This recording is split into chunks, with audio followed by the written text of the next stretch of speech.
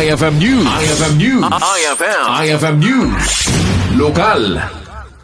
In paganit-get ni Banggi Mayor Denton Lawrence G. Garvida, ti kinapatek ti panagkaykay sa akin panagtitinulong digiti umili tapno may patuloy digiti programa ken proyekto ang mga parangay iti ili ti State of the Municipality Address anaangay iti Banggi People Center. Iti mensahe na kinunana nga adupay digiti arapaap ken plano akayat na agun-uden iti administrasyon para iti Banggi.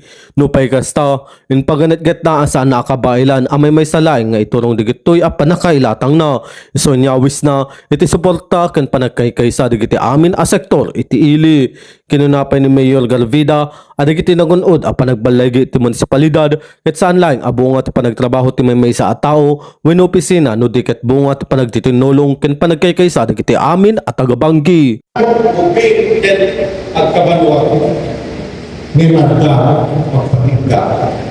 Saan mo kabayan natutuyin na may misa?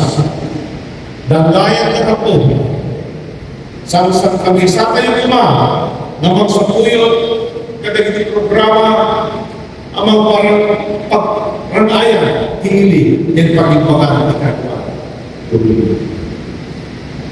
The progress we celebrate today is not the accomplishment of one person or one officer. It is the product of our collective efforts as one body.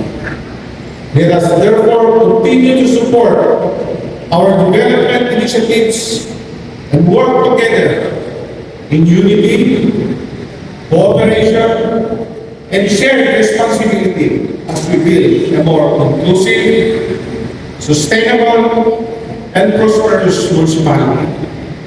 One where every Bangalians enjoy greater opportunities and a better quality of life.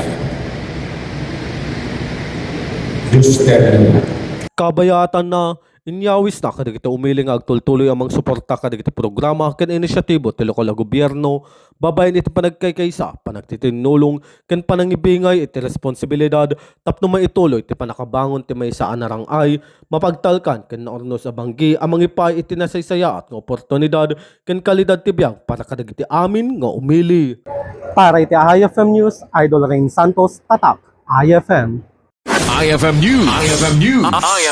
IFM News. Lokal.